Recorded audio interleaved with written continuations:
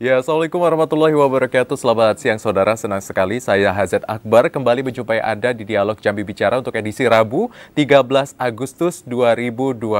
Aduh, tinggal terhitung hari ya, kita akan sama-sama merayakan Hari Kemerdekaan Republik Indonesia yang ke-80. Nah, membahas tentang kemerdekaan ya, banyak sekali aspek yang juga menjadi tolak ukur seperti itu ya, tentang bagaimana kemerdekaan ini dapat di-insight, diilhami seperti itu. Nah, salah satunya adalah pertumbuhan dan juga pergerakan ekonomi yang ada di Indonesia, khususnya di Provinsi Jambi. Nah, ekonomi ini juga tidak hanya terkait dengan ekonomi standarisasi pada umumnya seperti itu, namun juga ada ekonomi berbasis gerakan kreatif. Ya, bagaimana inovasi, harmoni, teknologi, kemudian juga hal-hal lainnya ini berpadu, bersatu seperti itu ya, menghasilkan ekonomi yang bisa menggerakkan tidak hanya untuk diri sendiri, tetapi juga untuk orang lain. Nah, sesuai dengan tema kita pada hari ini, yakni ekonomi kreatif, mesin penggerak ekonomi di masa depan, saya sudah ditemani dengan dua narasumber yang sangat erat kaitannya dengan tema kita pada hari ini. Karena memang narasumber kita ini juga ada penggerak ekonomi kreatif dan juga pendamping untuk UMKM ataupun juga startup yang ada di Provinsi Jambi. Saya akan sapa terlebih dahulu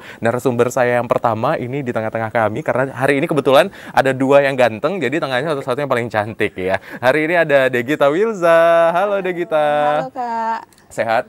Alhamdulillah sehat. Baik, Degita ini penggerak ekonomi kreatif ya. Karena Degita tidak hanya menciptakan sebuah produk, ini produknya berbasis makanan gitu ya, tetapi produk ini juga sehat banget gitu ya. Nanti kita akan cerita nih, saya penikmat produknya juga soalnya gitu ya. Nanti kita akan bincang-bincang ya Kak ya, seperti apa produk ini dikemas dan kemudian memberikan dampak tidak hanya diri tetapi orang lain juga. Nah, menemani Kak Degita ini ya, ini juga saya ketemu lagi dengan sahabat lama saya. Terima kasih loh ya TVRI ya sudah mengundang narasumber kita yang ini, dan akhirnya kita berbincang lagi, sudah lama tidak bersemu. Ada Hengki Lusandi. Halo Hengki. Apa kabar ya? Alhamdulillah baik. Tadi dari mana mau kemana? Mau ke sini aja cuma. Tadi ada kerja gitu ya, kerja, jadi memang dadakan banget nih, dadakan banget datang ke sini, tapi kita menyempatkan diri, semoga nanti apa yang disampaikan kita bisa sharing lagi. Sehat ya? Sehat. Oke, jadi nanti kita akan bincang sama Hengki juga. Ini pendamping UMKM ya. Aduh, keren banget. Kalau Hengki ini saya kenalnya dari 2020 bahkan ya, kurang 2020. Lebih. Dan bisnisnya udah jangan ditanya ya. Nanti kita akan tanya, omsetnya sudah tetean kabarnya ya. Amin. Dan untuk saudara atau pemirsa yang ingin bergabung dan juga berbincang nih dengan dua narasumber kita, langsung saja di 0741 66385 atau di 0811 743 3133. Nah, kalau peribahasanya tak kenal maka tak sayang gitu ya. Mungkin kita mau kenalan dulu. Kalau sama saya kan udah kenal nih, sama penonton kan belum kenal ya. Oke, kita ke Mbak Degita atau Kak Degita nih. Kak, boleh dong kenalan lebih lanjut, aktivitasnya, kesibukannya apa aja Kak? Oke, perkenalkan nama saya Degita Wilza. Jadi biasa dipanggil Gita boleh, Degita juga boleh. Saya boleh. Aduh. Atau ada yang punya? Malu nih. Boleh ya nanti ya. Jadi keseharian saya itu biasanya saya guru TK. Di salah satu sekolah swasta. Kita itu bilingual school. Nah, habis dari sekolah, biasanya dari Senin sampai Jumat kita sekolahnya. Terus juga sekolahnya dari jam 7 sampai jam 12. Habis itu saya ngajar private English sama Calistong. Calistong. Terus ya di weekend biasanya sih kita bukan bakery sih, lebih ke home bakery, roti-rotian gitu. Terus juga saya punya salah satu produk salad. Ada salad, berbagai macam jenis salad. Itu kesehariannya. Oke, baik. Wah, banyak sekali ya. Memang, ini perempuan karir banget gitu ya. Berarti bilingual, bahasa Inggris dan bahasa kalbu. Bukan, bahasa ibu. Bahasa ibu, iya. Karena dua bahasa ya. Oke, nanti kita akan lanjut lagi ya, Degita ya. Tadi ada bakery dan juga ada usaha-usahaan lainnya. Ini karena kewirausahaan itu kan tidak hanya bentuk produk ya. Benar ya, Hengki ya? Nah, ini kita tanya sama Hengki. Heng, kan udah lama nih kita nggak ketemu ya. Mungkin bisa diceritain nggak sih kesibukannya sebagai pendamping UMKM dan bagaimana sih kalau melihat UMKM di Jambi saat ini? Ya, nama aku Hengki, jadi memang sudah menjadi pendamping UMKM, sertifikasinya di 2020. Jadi memang untuk saat ini sempat vakum beberapa tahun ya, 2023-2024 vakum. Jadi sekarang kesibukannya saya menjadi pendamping di DPRD Provinsi Jambi. Selain itu juga menjadi pendamping UMKM. Dan juga sekarang kami aktif di sebuah komunitas namanya Jambi Next Level. Jadi di Jambi Next Level ini kami bekerja sama dengan beberapa dinas, beberapa instansi juga untuk melakukan pendampingan UMKM pemula. Dan saat ini sedang berjalan program inkubasi dengan Dinas Pemuda dan Olahraga Kota Jambi. Itu sudah berjalan kurang lebih 3 bulan. Ada kami untuk saat ini binaan kami untuk yang ikut inkubasi ini ada 9 UMKM. Dari total sekitar 70 kami diberikan mandat gitu ya untuk mendampingi sebanyak 9 UMKM. Baik, berarti kerjaannya udah banyak sekali ya, dan tadi juga di anggota Dewan DPRD gitu ya? Belum ya. Masih ini tim penggerak gitu atau gimana? Jadi pendamping gitu. Pendamping anggota dewan. Ajudan lah gitu ya. Keren banget ya. Jadi program-program yang tidak hanya melek secara UMKM, tetapi program-program berbasis politik dan ekonomi juga bisa digerakkan bersama gitu ya. Oke, nanti kita tahan ya Engki ya. Kita ke Degita nih. Dek, tadi kan kamu sempat menceritakan ada kesibukan yang juga menghasilkan seperti itu ya. Pertama bakery, kemudian juga satunya tadi salad. Nah, boleh diceritain nggak kenapa akhirnya tertarik gitu di bidang bakery, kemudian juga sudah merambah ke salad, yang kabarnya saladnya nih wah sehat banget gitu ya, boleh ceritain nggak? Nah, awalnya punya bakery itu sih balik ke hobi ya, balik ke hobi. Emang dari kecil tuh suka sebenarnya hobi masak, bukan cuman masak, tapi cuman penasaran gimana kok supaya bisa gitu ya, supaya bisa. Akhirnya lebih tepatnya itu kayak eksperimen gitu kan, kayak mencari-cari resep sendiri, kok bisa orangnya bisa gitu. Terus orang bisa share resep kok jadi, yaudah coba. Terus selain suka makan juga, kenapa nggak aku jual aja sekalian gitu, sekalian capek. Jadi buka bakery, kita punya donat, beberapa jenis roti, ada juga bolen, terus juga kita punya kelapetar. Oh, kelapetar.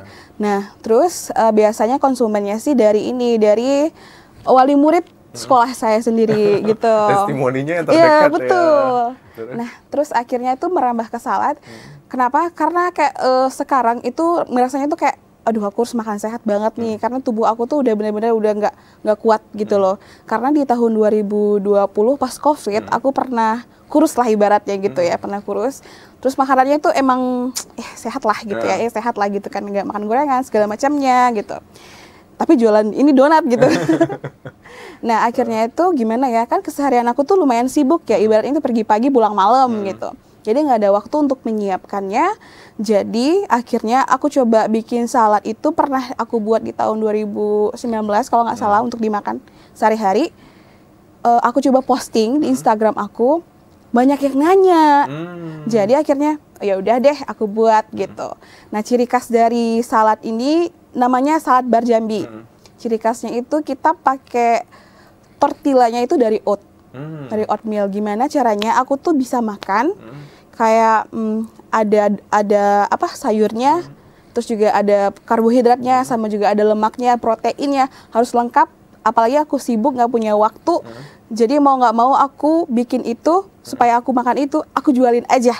Aku jualin aja, sekalian mengajak orang makan makanan sehat. Wah, luar biasa. Jadi di satu sisi untuk diri sendiri, tetapi juga untuk orang lain gitu ya. Dan Degita ini juga dulunya trainer juga ya, trainer fitness ya. Fitness. Karena dia adalah trainer saya sebenarnya ya.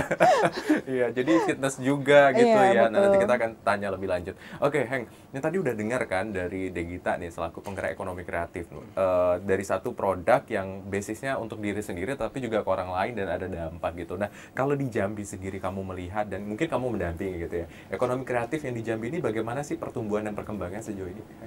Ya, untuk ekonomi kreatif sendiri saat ini kebanyakan memang dari industri industri makanan, memang kebanyakan yang ada di Jambi. Karena kenapa makanan? Mungkin tadi kakaknya juga bilang dari hobi makan gitu ya, dari hobi makan terus coba-coba buat ternyata ada yang pengen gitu. Dan itu terjadi di beberapa UMKM binaan kami, terutama mungkin ibu-ibu dan juga pemuda-pemuda. Mereka cuman ngelihat aku pengen ini nih. Sekelas saat ini yang memang lagi rame, salah satunya adalah cheesecake ya, cheese yang cake yang Tom and Jerry gitu ya, Tom and Jerry. Jadi memang mereka tertarik, yaudah cobain buat, terus posting. Ternyata banyak yang nanyain. Nah dari situlah akhirnya banyak salah satu binaan kami juga akhirnya dia membuka order yang saat ini masih banyak repeat ordernya masih tinggi. Karena memang saat ini kondisinya masih viral gitu ya, masih viral. Terus juga terkait dengan industri kreatif lainnya, sama juga pengalaman waktu itu kita pernah cerita juga ya Rido ya, berkaitan dengan karena saya pemakai gitu, saya makan, saya gunain, Akhirnya termasuk juga saat ini saya di bidang jasa juga. Saya dulu hobi traveling, hobi jalan-jalan, dan saat ini saya punya usaha. Saya juga punya usaha bergerak di bidang jasa tour and travel. Jadi memang sebenarnya bagaimana prosesnya, bagaimana kita bisa memanfaatkan peluang tersebut. Kita tidak tahu kapan rezeki datang, tapi bagaimana cara kita mengelola itu menjadi peluang itu menjadi cuan gitu ya, peluang menjadi cuan sehingga bisa meningkatkan perekonomian. Dan itulah saat ini yang memang dikejar oleh dinas gitu ya, oleh dinas ataupun pemerintah memang untuk meningkatkan pendapatan khususnya UMKM. Wah, luar biasa ya. Dan Hengki juga sebelumnya pas kita sempat ngobrol ya di tahun 2020 kamu juga punya bisnis saat itu, salah satunya adalah masker ya. Skincare. Dan skincare, dan itu udah sampai di China dan orang-orang di luar negeri pun menggunakan produk kamu. Boleh cerita nggak? Mungkin spill sedikit perjalanan karir kamu di UMKM gitu ya. Kalau untuk UMKM sebenarnya kalau untuk mulai usaha sebenarnya udah dari sekolah ya. Dari sekolah mungkin kita jualan-jualan. Terus tertariknya itu memang saat masuk kuliah. Kenapa masuk kuliah? Karena aku ngelihat waktu itu di zaman itu sekitar 2017-2018 marketplace seperti ya marketplace di situ itu belum terlalu booming, tapi kita sudah mengetahui artinya bisa kita beli harga murah, kita jual dengan harga tinggi. Dulu aku mulai dari situ. Akhirnya di 2018, 2019 aku mulai coba untuk ke makanan gitu ya. Nah, kemudian di 2020 baru masuk ke skincare tadi, ke kosmetika. Jadi memang waktu itu perjalanannya sudah cukup panjang. Nah, pengalaman aku yang bisa aku sampaikan ke teman-teman adalah bagaimana prosesnya. Karena memang proses perizinan yang paling penting adalah perizinan, legalitas, kemudian terkait dengan marketing. Jadi memang poin penting dari UMKM di sini adalah branding, marketing, dan juga legalitas. Itu yang selalu kami sampaikan ketika kami memberikan pelatihan inkubasi gitu. Jadi memang yang paling penting pasar, cuan gitu. Tapi sebelum cuan ada hal yang memang harus kita siapkan. Salah satunya adalah branding. Nah, kemudian ada juga kelemahan-kelemahan UMKM kita. Biasanya yang di Jambi adalah terkait dengan perizinan. Oke, baik. Kita tahan ya. Ini terkait perizinan. Jadi ada beberapa aspek tadi yang sudah disampaikan. Nanti kita perdalam lagi ya, Hengki ya. Ini penasaran nih mungkin teman-teman ataupun juga penonton ya, di kita juga. Sebenarnya bagaimana sih mempersiapkan bisnis yang baik gitu ya. Tidak hanya tadi brandingnya oke, tetapi secara legalitas juga harus bertanggung jawab gitu ya. Nah, usai jeda pemirsa, kita akan kembali dengan dua narasumber kita tetap di Dialog Jambi Bicara.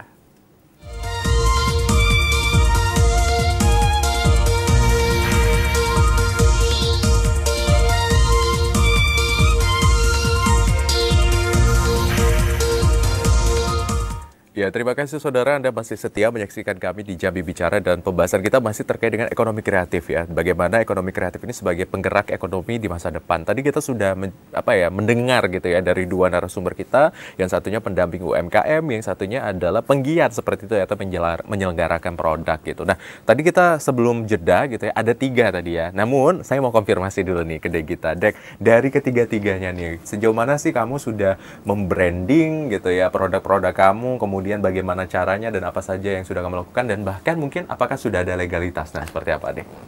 Nah, aku kan pegang dua, namanya Miss Cemil, satu lagi itu Salad Bar Jambi. Untuk yang Miss Cemil ini dibangun itu di tahun 2024 dan udah punya legalitas, sudah punya NIB, sertifikat halal, udah punya itu. Nah, untuk Salad Bar Jambi ini masih belum, karena tahun ini baru dibangun di bulan Februari, baru banget. Nah, tapi yang lebih branding yang lebih kuat itu di Salad Bar Jambi, karena bisa dilihat di Jambi sekarang itu penggiat olahraga itu banyak banget ya, kayak event yoga, terus juga ponpit, apa aja itu, running gitu. Pasti mereka lebih kayak asik nih gitu. Ada yang baru salad tinggal hap gitu. Nah, jadi branding salad ini lebih kuat dibandingkan si Miss Cemil ini. Nah, cara aku nge-branding itu dengan cara bikin event. Bikin event. Salad Bar Jambi itu suka bikin event setiap bulannya. Kita kolaborasi bareng brand yang lainnya. Gitu. Baik, berarti eventnya misalnya yoga gitu ya. Nah, di sana Salad Bar Jambi ngapain gitu? Apakah cuma hanya jual produk atau ada edukasinya juga? Ya, kita edukasi. Mereka bikin salad mereka sendiri, menggulung salad mereka sendiri. Jadi itu mereka selain menjual produk, kita juga jual pengalaman.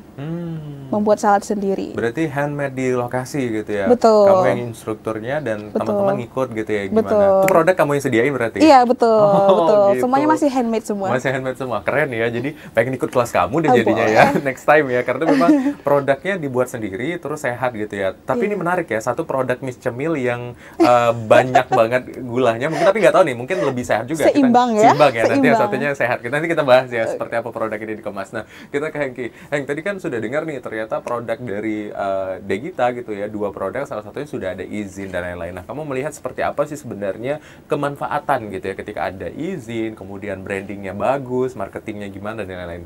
Ya. Kalau kita berbicara soal izin, legalitas di sini yang paling kita kejar adalah trust ya, kepercayaan dari customer itu sendiri. Jadi dengan adanya izin tadi, mungkin tadi kakaknya sudah bilang sudah ada halal, gitu ya, sudah ada NIB-nya gitu ya. NIB di sini adalah nomor induk berusaha. Maksudnya di sini adalah bahwasanya usaha kita gitu, usaha yang kita jalankan adalah tercatat di negara. Jadi negara bisa memantau seberapa banyak sih usaha-usaha yang ada di Indonesia, seberapa banyak sih UMKM gitu. Karena memang pemerintah sendiri ada mengkategorikan beberapa, ada UMKM, ada mikro, menengah, dan juga yang konglomerat gitu ya, udah high gitu class ya, gitu sudah ya. high class gitu. Dan satu kode NIB ini mungkin tadi kakaknya juga bilang ada usaha baru tapi belum ada legalitas gitu ya. Sebenarnya kalau untuk satu kode NIB itu bisa digunakan untuk beberapa kode KBLI. Kode KBLI ini adalah kode yang digunakan untuk mengetahui fokus dari usaha itu. Jadi memang yang dicantumkan adalah NIB. Dan NIB ini terintegrasi ke seluruh platform-platform pemerintah. Mulai dari Dinas Kesehatan, kemudian dari BPOM juga untuk pengurusan izin, termasuk juga halal. Karena halal memang mengharuskan kita punya NIB gitu ya, punya legalitas dasar. Jadi seperti itu, dan satu NIB itu memang semuanya sudah terkoneksi. Di PTSP juga gitu ya. Jadi untuk pengurusan PIRT gitu, misalkan PIRT juga mengharuskan kita punya nomor induk berusaha. Nah, terkait tadi kalau kita sudah punya trust, barulah kita lebih maksimal untuk brandingnya gitu. Jadi kita jadikan ini sebagai portofolio gitu. Kita jadikan sebagai portofolio, oh kami sudah punya legalitasnya gitu. Kami sudah punya legalitas, mungkin tadi halalnya gitu ya, halal, PIRT gitu. Kita sudah tercantum juga gitu beberapa orderan-orderan, dan itu kita bisa jadikan sebagai bahan promosi kita selanjutnya. Mungkin kalau istilahnya kita testimoni gitu ya. Testimoni yang bisa kita share ke orang lain. Kadang pelanggan-pelanggan kita sedikit ragu gitu, sedikit ragu. Ini produknya tampilannya oke nih gitu. Tapi setelah dilihat ternyata aku nggak yakin deh gitu, siapa yang makan gitu. Nah, makanya itu ada beberapa yang kita ketahui, mungkin ada istilahnya apa ya, endorsement gitu ya, endorsement di sini kita bekerja sama dengan influencer untuk mereview produk kita, karena dia mungkin katakanlah dia influencer gitu ya, dia berpengaruh, bisa mempengaruhi banyak orang, akhirnya ketika dia memakai atau dia menggunakan atau mengkonsumsi produk tersebut, akhirnya trust-nya bisa lebih meningkat dan orang-orang menjamin. Sebenarnya itu kunci dari endorsement. Nah, terkait marketing sendiri sekarang udah cukup banyak ya, sudah cukup banyak. Ada melalui yang memang lagi rame sekarang adalah digital marketing. Nah, di kami di Jambi Next Level, kami punya 9 orang dan semuanya punya keahlian, katakanlah keahliannya masing-masing. Ada yang fokus di fotografi, maksudnya fotografi sini foto produknya. Kemudian ada IT, tim IT ya. Tim IT di sini develop website. Jadi biasanya memang kalau kita untuk ngejarnya ada SEO gitu ya. Ada SEO, ada search engine optimize gitu ya. Terus ada juga digital marketingnya, ibaratnya kita ngejar FYP-nya.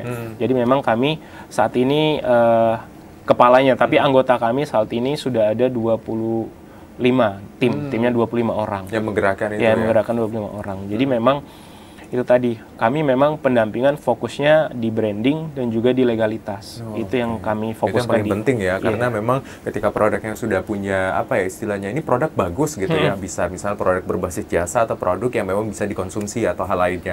Namun ketika legalitasnya tidak ada, ini kan cukup dipertanyakan nanti kan ya, apakah ini aman dan lain-lain gitu ya. Nah, kita ke Kak Degita nih Kak, ini kan terkait dengan ekonomi kreatif ya Kak ya. Salah satunya tadi, apa sih sebenarnya yang membedakan salad ini misalnya dan juga bakery yang Kakak buat dengan bakery-bakery yang lain gitu? Apakah memang dari kandungannya Kak, atau rendah gula Kak, atau juga dan lain-lain? Dan saya lihat juga di story Kakak udah mulai menternakkan salah satu produk baru gitu ya, kombucha ya. Iya betul. Iya, boleh cerita nggak gimana Kak? Nah kalau untuk Miss Cemil itu sendiri sih ya balik lagi ke konsumen ya. Memang secara personal kita pengen makan yang enak, pasti kita butuh bahan-bahan yang lebih premium. Otomatis Miss Cemil pasti pakai bahan yang lebih premium. Gimana caranya kita bikin premium? Rasanya premium, tapi dengan harga yang kaki lima gitu ya. Jadi itu ya kita pakai bahan yang premium gitu. Nah bedanya salad ini, salad kita itu praktis gitu. Karena aku lihat diri aku sendiri. Karena sibuk nih gitu, kurir, wanita kurir gitu ya. Bukan karir ya? Ya, kurir gitu, kemana-mana nih. Jadi gimana caranya orang-orang itu yang sibuk, nggak cuma wanita ya, tapi juga pria, bisa menikmati dalam waktu singkat itu bisa sarapan set gitu. Jadi saat Jambi itu menggunakan oatmeal yang kita buat, kita campur dengan sayuran, jadi itu mengcover karbohidratnya. Berarti dihitung-hitung juga? Betul, ada karbohidrat. Nah dari tortillanya itu sendiri, biasanya kan orang-orang pakai yang dari kulit kebab gitu. Nah kalau kita homemade, jadi itu pakai oat, terus ada sayur, ada telur di dalamnya, sama air. Jadi gitu. lebih sudah di cover gitu ya. Iya betul. Terus selain produk berbasis makanan, minuman mungkin atau hal lain sudah mulai ada juga dikembangkan? Sejauh ini sih roti lagi sih, roti tapi rendah indeks glikemiknya. Oh gitu, gimana tuh maksudnya? Sourdough, sourdough itu roti lebih dari luar negeri gitu ya, rustic bread kalau kita tahu. Nah itu tuh fermentasinya cara buatnya, dia fermentasi raginya butuh waktu yang lama. Dibandingkan donat itu kan lebih instan gitu ya, roti-roti biasa itu instan, menggunakan ragi instan. Kalau yang sourdough ini itu lebih sehat karena rendah gula, terus juga ramah untuk pencernaan kita gitu. Baik, berarti inovasi produknya tidak hanya tadi ya, memang visinya si Degita ini sehat banget gitu ya, pengen makannya enak gitu ya, pengen nyemilnya enak, tapi tetap rendah gula, terus dan lain-lain, supaya kita punya energi yang cukup tapi tidak mengganggu kesehatan gitu ya. Betul, karena itu kalau mau makan makanan sehat tuh kayak bosan kayak makan gado-gado, tapi pakai bakwan gitu ya. Gitu harus gimana caranya aku makan itu harus cantik, enak, dan juga murah gitu. Jadi lahirlah salad bar Jambi. Gitu. Iya. Ini makannya sehat ya. Tadi saya makannya sehat kok, tapi edit foodnya banyak gitu ya. Gorengan dan lain gitu ya. Ini menarik ya. Nah kita kayak gini. Nah kalau misalnya memang melihat nih perkembangan produk yang dikembangkan oleh Degita berbasis produk kesehatan ya. Maksudnya dalam artian produk makanan tetapi tetap mengusung nilai-nilai kesehatan. Kalau di Jambi gimana sejauh ini? Ya, sejauh ini menarik ya. Kita tahan dulu ya. Oh, boleh. Ini ada penelpon. Pas banget nih saya mau tanya. Tapi nggak apa-apa ya. Nanti kita lanjut ya. Kita akan angkat dulu telepon kita di siang hari ini. Halo, selamat siang. Halo. Selamat siang juga Bung Azed. Assalamualaikum warahmatullahi wabarakatuh. Waalaikumsalam warahmatullahi wabarakatuh. Bisaran. Iya, siap Pak Yudi. Apa kabar hari ini? Sehat? Ya, alhamdulillah Bung Azed. Baik Pak Yudi, ini penelpon kita. Silakan Pak Yudi, yang ingin didiskusikan atau ditanyakan kepada dua narasumber Pak Yudi. Ya, baik Bung Azed. Terima kasih atas waktunya. Untuk para narasumber ekonomi kreatif di food kreatif ya, masing-masing saya hormati. Jadi memang ini adalah ekonomi yang sekarang dan kekinian dan yang akan datang. Jadi sebenarnya kalau kita bicara masalah ekonomi memang ada dua. Jadi kan sudah dibahas juga ekonomi makro dan mikro. Ekonomi mikro ini ya UMKM dan ekonomi kreatif. Dan sudah di eranya. Kalau kita bentang data nasional, kekuatan ekonomi kreatif UMKM ini ya dari jumlahnya itu ya 62%. Luar biasa sekali. Makanya untuk Kota Jambi melalui Mbak Degita ya, Pengamat Ekonomi Kreatif, juga harus beserta pemerintah menghitung ekonomi yang ada di Kota Jambi ini berapa kekuatannya. Bedanya makro dengan mikro yang ada nggak pernah dihitung itu. Nah, persoalan di mana? Hingga ahli ekonomi pun menelitinya gitu, sama-sama. Nah, Kota Jambi ini kan pedagang jasa dan pajak. Pedagang pajak adalah perdagangan. Jumlah penduduknya ya dan 635.100 jiwa. Pasarnya sudah menunggu gitu. Jadi jangan ragu gitu dengan penjualan offline dan online dari berbagai platform yang disiapkan. Ini kan perlu dibuka wawasan masyarakat itu. Nggak usah kerja lagi, jualan aja. Nah, habis pasarnya 635.100 jiwa. Dapat aja Mbak 1.000. Yakin kan dapat 1.000 sehari? Pasti yakin. Baik. Tapi namun, menurut hemat saya, apa yang saya lihat, saya dengar, dan saya rasakan, saat ini masyarakat Indonesia minta terus dilayani. Itu perlu digarisbawahi. Orang minta dilayani. Beda di Inggris. Di Inggris kita ngambil sendiri, makan sendiri, bayar sendiri. Itu negara maju, kita berkembang. Artinya kita pasti masyarakat minta. Makanya sudah lewat online dan sebagainya. Dari pre-order, pesan antar. Kan itu. Baik Pak Yudi. Rumusnya di Jambi ya, khusus saya kasih kiat. Bagi masyarakat Jambi untuk kita bisa eksis makanan dan minuman ini, ya enak, bergizi, murah, terjangkau, siap saji. Dan jangan dia divideokan. Video itu kadang-kadang bisa di zoom jadi besar, pempeknya. Jadi videokan aja, jangan digambar. Baik Pak Yudi, diteladani. Ini Terima kasih. saya kan ratingnya bisa turun. Baik. Jadi terakhir Mbak Adet, Iya. tadi kan singgung NIB. Nah, NIB ini untuk meningkatkan rating dan kepercayaan masyarakat. Dia bisa akses ke bank kalau ada NIB. Nanti dia bisa katakan resmi. Apalagi ada BPON, Bebkes, kadaluarsa, spek harga. Baik. Sepertinya terputus, Pak Yudi diteladani. Terima kasih banyak sudah bergabung bersama kami. Dan tadi Pak Yudi juga menyoroti beberapa poin ya, bagaimana produk yang ada di Indonesia ini juga harus menjadi sorotan oleh pemangku kebijakan seperti itu ya. Dan juga yang paling penting adalah selain surat izin yang beredar yang apa istilahnya diberikan gitu ya kepada para penjual ataupun juga UMKM dan lain-lain gitu ya. Namun tadi ada juga pelayanan atau services ya, berbeda dengan negara luar, mereka lebih banyak mungkin self-service ya. Kalau di Indonesia kan produk pun yang dijual tetap ada jasa yang dimasukkan di dalamnya. Nah, nanti kita akan bahas, kita akan lanjutkan lagi perbincangan kita, nah, tapi kita akan jeda, pemirsa, usai jeda kami masih akan kembali tetap di Dialog Jambi Bicara.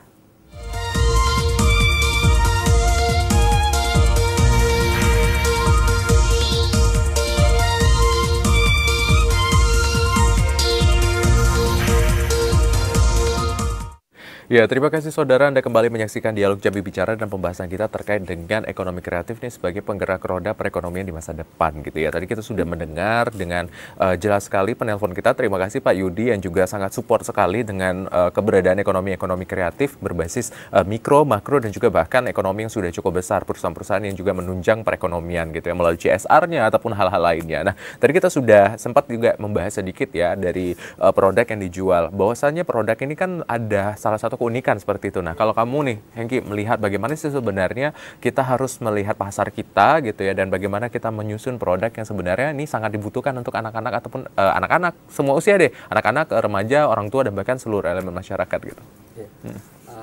Kalau ngomongin industri kreatif gitu ya, ekonomi kreatif, sebenarnya banyak yang bisa kita olah tadi. Salah satunya memang kita harus menentukan apa sih yang menarik gitu. Maksudnya apa sih yang bisa kita jual. Terus apa juga sih yang bisa kita manfaatkan dari hal-hal sekitar. Mungkin saat ini trennya memang tren lagi orang jogging tadi ya. Jogging, kesehatan, terus salad masuk. Akhirnya di situ kita bisa memunculkan yang namanya USP, unique selling product. Jadi keunikan dari produk ini. Dari punya kakak tadi mungkin keunikannya saladnya nggak terlalu manis gitu. Misalkan pakai oats gitu. Jadi untuk orang-orang yang butuh asupan lebih, butuh diet, pengen mengenyangkan gitu ya, pengen mengenyangkan, bisa pakai produk kita. Nah, itu sudah menjadi salah satu keunikan dari produk kakak gitu. Dan itu bisa kita jual, kita naikkan terus. Itu yang jadi kita notice sampai akhirnya memang nanti kita menemukan keunikan baru dari produk itu. Itu biasanya yang selalu kami sampaikan ke teman-teman kami di program inkubasi. Jadi kami sampaikan apa sih keunikan produknya gitu. Dan memang ada beberapa makanan gitu. Makanan contohkanlah mungkin saya nggak apa-apa ya buka gitu ya, terkait anggaplah keripik gitu. Identiknya mungkin keripik singkong. Nah, keripik singkong keunikan dari produk dia, kita rata-rata mungkin kita lihat bagaimana teknik penggorengan, bagaimana tekstur gitu ya, tekstur keripik singkong ini biasanya identik keras. Tapi bagaimana dia mengangkat keunikan produk dia, oh ini renyah loh gitu. Dan itu akhirnya itu yang menjadi nilai jual lebih dari dia. Terus juga sama halnya tadi kita balik ke Pak Yudi tadi ya, hal-hal yang sudah dilakukan pemerintah gitu. Memang sudah sebenarnya cukup banyak program-program pemerintah, mungkin dari program pendampingan ya, salah satunya mungkin bantuan juga. Nah, memang yang saat ini menjadi PR besar kita adalah belum meratanya gitu. Artinya masih ada beberapa elemen yang bantuan-bantuan ini belum tepat sasaran gitu. Masih ada beberapa, dan itu menjadi catatan ya, tentunya menjadi catatan untuk pemerintah dalam memberikan pendampingan dan juga bantuan mungkin dalam bentuk modal ataupun mungkin dalam bentuk bantuan barang dan juga lainnya. Itu memang harus diperhatikan lagi. Tapi sejauh ini memang fokus dari pemerintah sendiri yang kita ketahui adalah bagaimana caranya bisa meningkatkan perekonomian masyarakat. Kita berkaca dari buku yang pernah saya baca, artikel yang pernah saya baca, bahwasanya Indonesia bisa bertahan gitu ya, bisa bertahan dari rupiah yang sebelumnya 16 ribuan sampai balik ke 8 ribuan, itu disebabkan salah satunya adalah UMKM. Ya. Dan itulah kenapa Indonesia menjadi fokusnya memang pengembangan UMKM.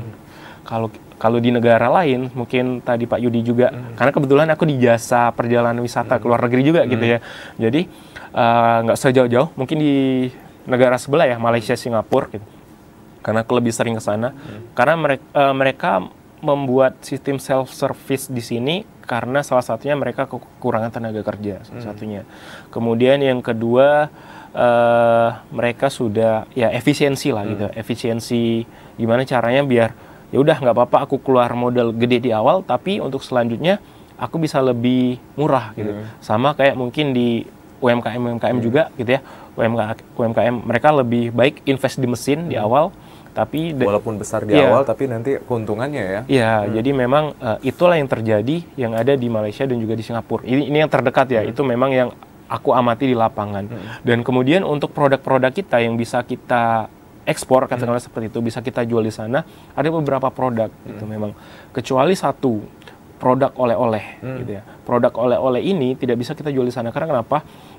Kita berbicara tadi USP ya. Kalau kita produk oleh-oleh kita jual di sana, artinya ini bukan khasnya, ini bukan keunikan dari katakanlah mungkin Jambi gitu. Kita punya sebuah makanan yang memang kita fokusnya adalah ini untuk oleh-oleh Jambi. Tapi ketika kita jual di sana, artinya kita harus merubah strateginya lagi. Gitu. Pendekatannya dan lain-lain gitu ya.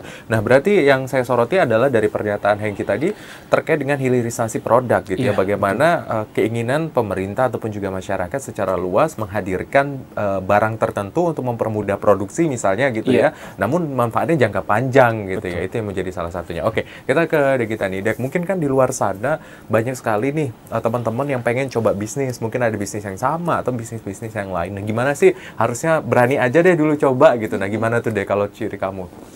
Sesuai tagline. Kita punya tagline nih, Sahabat Jambi. Mulai aja dulu. Mulai aja dulu, bener. Jadi tuh, kan seperti yang aku bilang tadi itu, awalnya cuma coba-coba nih.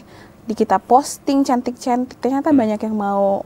Nah, selain dari itu gimana caranya karena sekarang ini kan apapun bisa kita jual gitu, asal kita bisa mengolah gitu. Baik, berarti berawal dari apapun yang bisa dijual gitu. Nah, mungkin berani mencoba dulu deh, itu gimana kalau kamu untuk bisa berani untuk ya udah deh aku coba deh gitu. Itu gimana? Karena kebetulan aku juga udah punya ininya ya, udah punya audiensnya, aku udah punya audiensnya. Jadi tuh ya di awal di awal berapa deh gitu, cuman ada 10, mulai meningkat lagi. Kebetulan dari lingkungan teman-teman yang suka jajan, terus wali murid yang suka jajan, akhirnya dari face to face gitu kan, teman ke teman gitu. Akhirnya Salad Bar Jambi ini bisa mempunyai banyak audiens gitu. Baik, berarti teknik yang kamu gunakan itu adalah warm gitu ya? Iya, betul. Ya, bagaimana word of mouth gitu ya, atau dari mulut ke mulut gitu ya, menyatakan ini bagus loh gitu ya. Betul, Jadi dari mulai postingan-postingan gitu juga. Ya. Nah, pernah nggak sih, kan ini produk makanan gitu ya, pernah nggak sih dapat pengalaman yang kamu udah buat gitu, ternyata memang akhirnya belum bisa dipasarkan saat itu karena ada 1-2 hal, atau mungkin ada ketika udah buat nih pengalaman ya, maksudnya nggak ada yang enak-enak aja gitu, kita juga harus bisa dapat pengalaman yang mungkin mencoba kita untuk benching bone atau meningkat gitu, atau menaik gitu, pernah nggak? Pernah. Aku kurang bisa di cake. Cake itu aku nggak bisa. Kalau perotian udah bisa. Karena roti itu kita ketika membuat roti itu harus pas takarannya. Nggak bisa kayak takarannya sendok-sendokan. Kita harus benar-benar pas timbang-timbangan. Kalau untuk cake aku benar-benar nggak bisa. Jadi itu pernah karena itu teman yang minta. Jadi udah jadi, tapi hasilnya itu mengecewakan. Tapi karena teman aku akhirnya terima aja. Gitu. Baik. Jadi walaupun ini tapi trial and error ya. Iya, betul. Bakalan ingin mencoba cake juga. Betul. Kayaknya masih ya, masih terchallenge ya. Masih terchallenge. Selagi belum itu, belum belum berhasil, kayaknya kurang puas gitu. Baik, tapi kamu juga dulu sempat ya menawarkan pas ketika masih training bareng-bareng gitu ya. Apa itu ya? Jus sehat gitu, itu juga masih nggak? Masih. Kita baru launching gitu. Cold press jusnya dari Salad Bar Jambi, ada 4 varian. Baik, berarti selain makanannya sehat, juga minumannya sehat Betul. kamu ini ya. Ini kan brandingnya menarik ya, kalau kita bahas USP tadi ya, bahwasanya ada tren hidup sehat yang lagi meningkat nih di Provinsi Jambi, terus hadir nih produk ini gitu ya. Nah, kalau misalnya kamu melihat lebih jauh lagi nih Hengki, harusnya nih pemerintah mendukung lebih jauh untuk UMKM yang kecil mungkin ya, itu seperti apa sih pendampingan mungkin sudah gitu, tapi mungkin ada masukan deh dari kamu untuk memangku kebijakan ke depannya. Oke. Kalau dari yang aku lihat, karena aku juga berkaca, mungkin ya kita nggak usah jauh-jauh ya. Tadi aku ngelihatnya memang yang dari Malaysia, Malaysia mereka menerapkan UMKM-nya. Menurut aku, kalau kita berbicara soal UMKM, banyak kompleks, masalahnya cukup kompleks. Tapi salah satu hal yang bisa kita contoh adalah bagaimana kita bisa mengkoneksikan antara UMKM. Salah satunya mungkin ya sudah digalakkan oleh pemerintah, sering ada kegiatan eventual, tapi memang eventual itu belum, menurut dari pandangan aku gitu ya, dari pandangan aku itu belum menyentuh bagaimana kita bisa mengejar yang namanya loyal customer. Padahal sebenarnya yang kita kejar adalah dengan adanya pameran ini, orang mencoba akhirnya suka, yang kita kejar adalah bagaimana dia bisa menjadi loyal customer. Dan itu terjadi di negara tetangga, itu terjadi. Contohnya contohnya mungkin produk coklat gitu ya, coklat atau mungkin durian gitu. Durian itu bisa dikenal, salah satunya adalah branding gitu. Branding, bagaimana orang-orang bisa tahu, oh musangking ini enak loh gitu. Nah, yang mereka kejar adalah dari pemerintah negara sebelah tadi, itu adalah bagaimana kami bisa mengejar loyal customer. Nah, itulah salah satunya memang yang harus dievaluasi kembali untuk kegiatan-kegiatan UMKM di sini, apakah dari pemerintahnya ataukah mungkin dari pelaku usahanya. Itu memang harus menjadi PR dari pemerintah itu sendiri sebagai pemangku pembuat kebijakan gitu ya. Nah, sebenarnya banyak gitu ya, banyak poin-poinnya ya. Banyak poin-poinnya, tapi yang paling utama yang menjadi fokus perhatian adalah bagaimana agar bisa menerima repeat order gitu. Bagaimana bisa menemukan loyal customer, karena memang itu yang menjadi kendala beberapa pelaku UMKM kita. Mereka cuma kegiatan ikut pameran gitu, ikut kegiatan, dan sayangnya yang beli di sini ya mungkin hanya ya katakanlah mungkin pejabat-pejabat pemerintah, mereka borong, tapi setelah itu sudah tidak ada dampak berkelanjutannya gitu. Padahal kita harapkan memang usaha ini bisa terus berjalan kalau misalkan ada repeat order. Minimal repeat ordernya jalan gitu ya. Betul. Jadi jangan sampai sudah coba sekali, karena memang kalau kita pribadi deh mungkin ya, ketika ada orang beli terus besoknya nggak repeat lagi, kan pasti ada sesuatu nih pertanyaan gitu ya. Nah, nih sikat saja sebelum kita masuk ke jeda. Kita bagaimana nih kamu menjaga kualitas kamu agar di repeat order terus sama orang-orang? Nah, di Salad Bar itu kebanyakan banyak followers baru, banyak remaja atau orang dewasa yang FOMO. Oh, baru nih di Jambi, jadi mereka beli. Nah, caranya itu kuncinya itu di dressingnya. Kita punya dressing homemade sendiri. Itu salah satu ciri khas dari salad bar Jambi juga. Terus juga menjaga kuantitasnya juga, menjaga kesegaran bahan-bahannya juga gitu. Baik, itu yang jadi salah satu unggulan kamu, sehingga ketika orang udah coba, ternyata ini memang enak, dan coba lagi gitu ya. Oke, menarik banget ya pembahasan kita. Terima kasih Hengki dan juga adik kita akan lanjut lagi setelah jeda. Kita akan tahan dulu. Ini menarik sekali pembahasan kita. Kami masih akan kembali usai jeda, tetap di Dialog Jambi Bicara.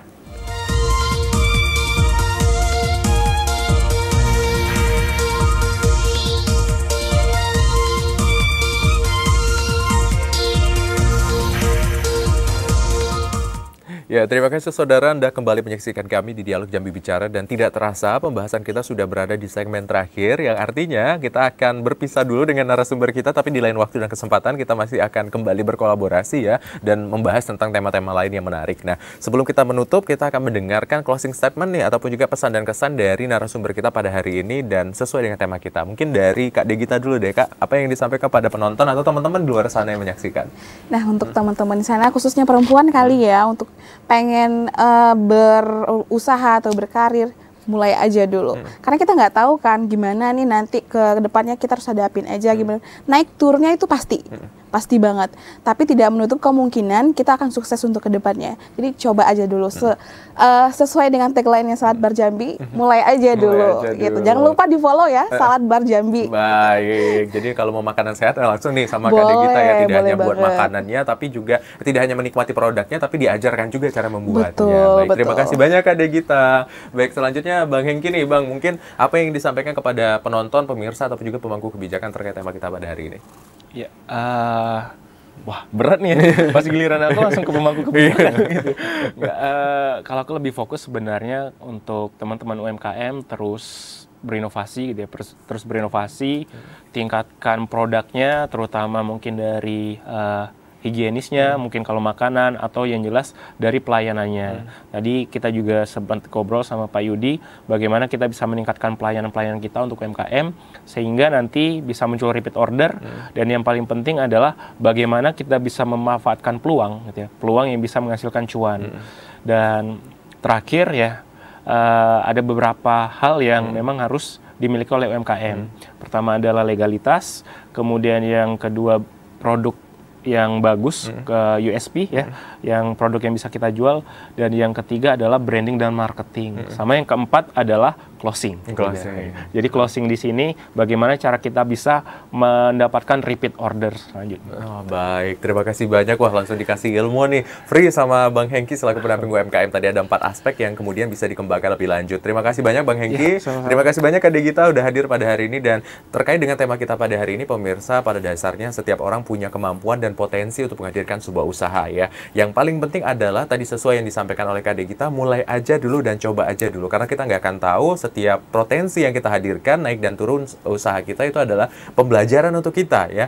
Yang paling penting adalah kita mau mencoba, berkolaborasi, dan terus mengembangkan produk. Dan uniknya adalah bagaimana selling produk kita bisa diakses lebih lanjut, dan repeat ordernya juga hadir seperti itu ya. Dan saya Zaid Akbar, mewakili rekan bekerja yang bertugas, pamit undur diri. Wassalamualaikum warahmatullahi wabarakatuh, dan jangan lupa tetap berwirausaha.